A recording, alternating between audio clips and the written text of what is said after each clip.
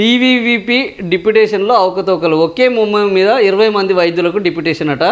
ఒక్కో డాక్టర్ నుంచి 3 లక్షల చొప్పున 20 మందికి 60 లక్షలు వేసిరాయి.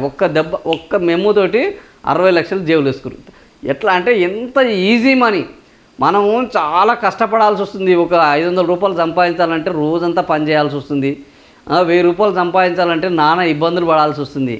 వాడు ఒక్క మెమో ఇచ్చిండు 60 లక్షలు జేబులు వేసుకున్నాడు. మళ్ళీ చెమట పట్టకుండా చెయ్యి కదలకుండా. ఈ రకంగా ఆంధ్రప్రదేశ్ వైద్య విధాన పరిషత్తు మనం డాక్టర్లకు సంబంధించింది, అక్కడ అధికారులకు సంబంధించింది, వైద్యులకు డిప్యుటేషన్, గవర్నమెంట్ డాక్టర్లకు డిప్యుటేషన్.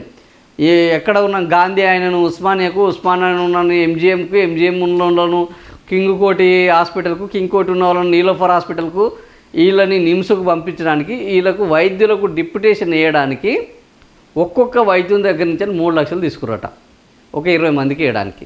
ఇది మన దగ్గర తెలంగాణ వైద్య విధాన పరిషత్తులో జరుగుతున్న అవకతవకలు, డిప్యుటేషన్ల లంచ అవతారాలు. వాళ్ళు లంచాలు ఇవ్వడానికి సిద్ధంగా ఉన్నారు, వీళ్ళు పుచ్చుకోవడానికి సిద్ధంగా ఉన్నారు. ఇస్తేనమ్మ వాయనం, పుచ్చుకున్నమ్మ వాయనం.